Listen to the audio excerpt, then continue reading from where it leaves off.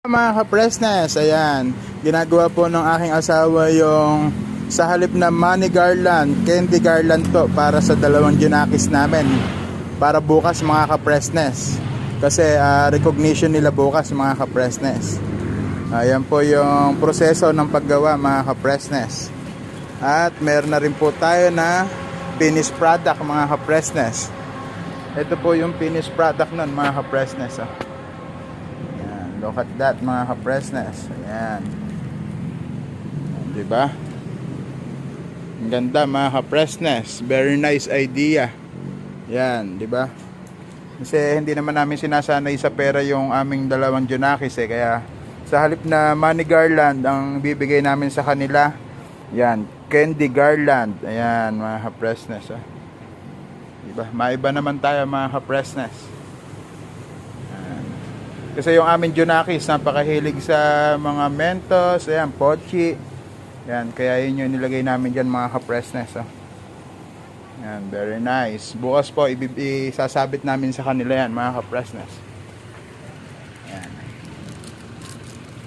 Ito, gagawin pa lang mga ka-Presnes. Pupunuin po ng candy yan mga ka-Presnes. Ayan po, mami. Mga ka-Presnes. Ayan po mga ka-Presnes, lalagyan na po yung pa-flower mga ka-Presnes. Ayan, look at that mga ka-Presnes. Double sided tape nga lang pala yung ginamit dyan mga ka-Presnes. Gusto kasi namin kakaiba.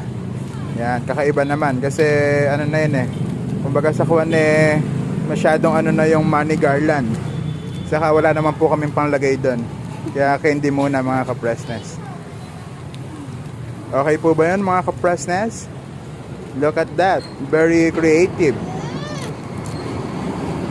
Yan po mga ka-Presnes. Ayan o. Nalagay naman po yung pangalawang layer.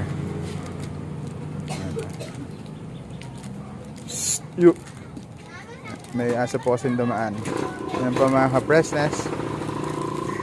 Ayan, ang ganda mga ka-Presnes, di ba?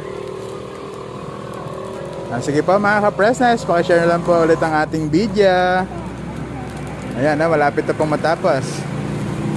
Ayan, tingnan nyo mga ka-Presnes, tapos na po. Ayan, very nice. Di ba? Ibang flavor ng Mentos. Iba-ibang flavor ng Mentos, saka Pochi mga ka-Presnes. Sige po mga ka-Presnes, maraming salamat sa panood. Pakishare na lang po ulit ang ating video.